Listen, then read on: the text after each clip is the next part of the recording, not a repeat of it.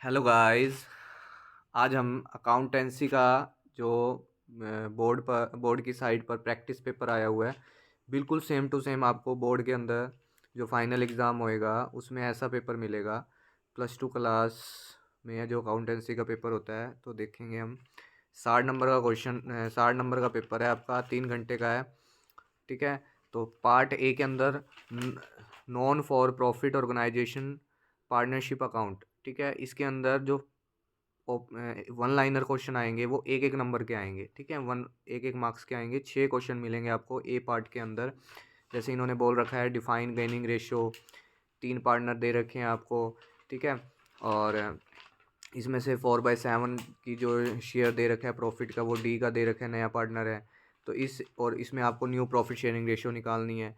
फिर third question में आपको ये दे रखा है डिफरेंस बिटवीन बताना है रीवैल्यूएशन अकाउंट और रियलाइजेशन अकाउंट के बीच में। ठीक है। फोर्थ क्वेश्चन में आपको दे रखा है नॉट फॉर प्रॉफिट ऑर्गेनाइजेशन क्या होता है, right to circumstances under the partnership firm is dissolved. फिर फिलिंग द ब्लैंक्स आ जाएगा। ठीक है, यहाँ तक आपके 6 क्वेश्चन बनते हैं जो एक एक नंबर के हैं, इसमें ऑप्शनल क्वेश्चन नहीं आएंगे। ठीक है। 7 से देखो, 7 क्वेश्चन है 2 मार्क्स का, 8 क्वेश्चन भी 2 मार्क्स का है, 9 क्वेश्चन भी 2 मार्क्स का है, 10th क्वेश्चन है फिर 4 मार्क्स का।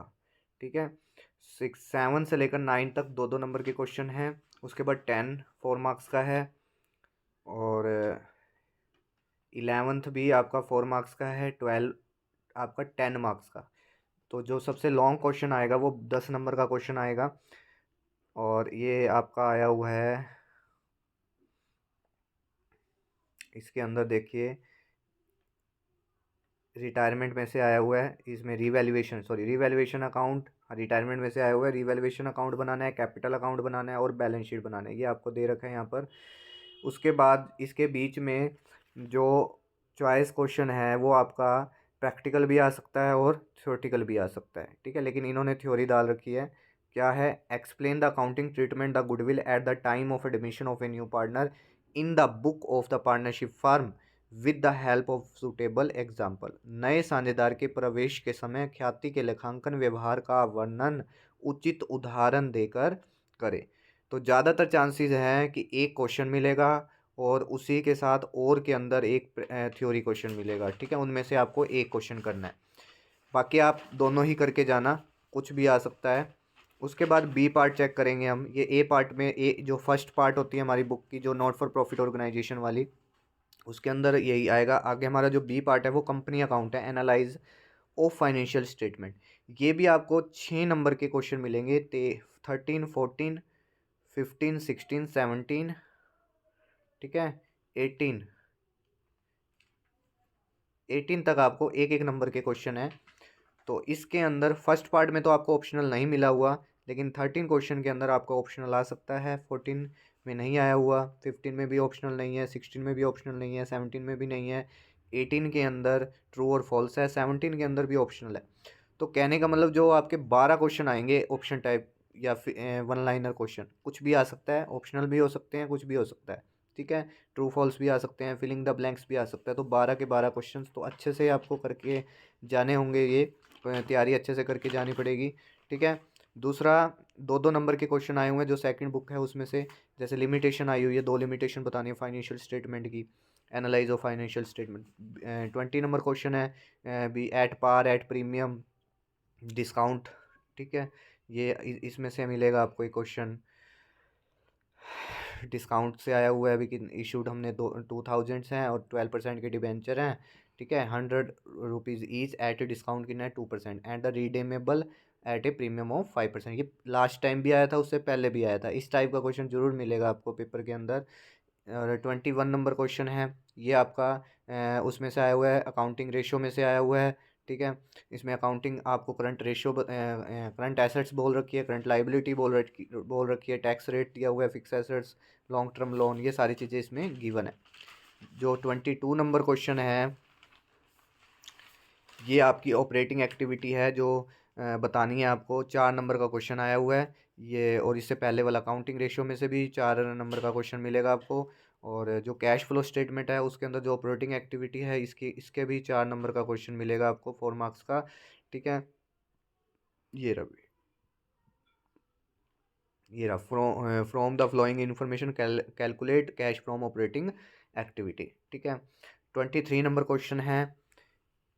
23 नंबर क्वेश्चन ये आपको दे रखा है ड्यूरिंग ऑफ द ईयर। इसमें आपको जर्नल एंट्री बनानी है कंपनी की, और इसमें शेयर होल्डर, इसके अंदर आपको एप्लीकेशंस के दे रखे हैं, अलॉटमेंट होगी, ठीक है, फाइनल कॉल, फर्स्ट कॉल, ये सब दे रखे हैं इसके अंदर। और इसके और के अंदर, मतलब कि ये भी 10 नंबर का क्वेश्चन है आपका। इसके और के अंदर क्वेश्चन आया हुआ है रिजर्व कैपिटल, रिजर्व और कैपिटल, सॉरी, कैपिटल रिजर्व और रिजर्व कैपिटल में क्या डिफरेंस है, और accounting treatment of the for features and the reissue of the share in the book of A company.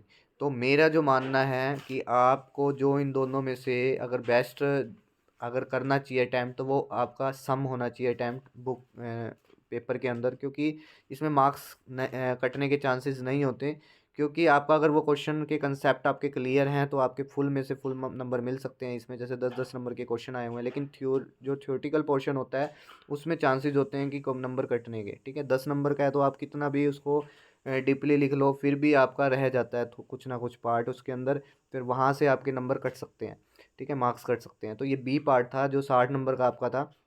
लेकिन इसमें देखो एक चीज़ आई हुई है, बोर्ड ने डाल रखा है कि वैसे तो इसमें जो पेपर बनता है वो ए बी सी 3 पार्ट बनकर आते हैं। मैंने आपको 2 पार्ट बताया है। ये देखो यहाँ पर इन्होंने बोल रखा है this question paper content 3 part A B सी।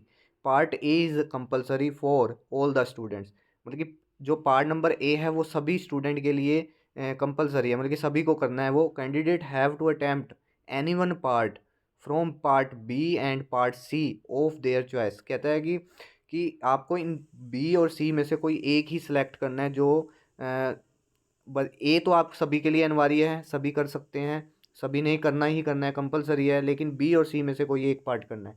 तो ज़्यादातर जो स्कूल के अंदर हम बी पार्ट करवाते हैं।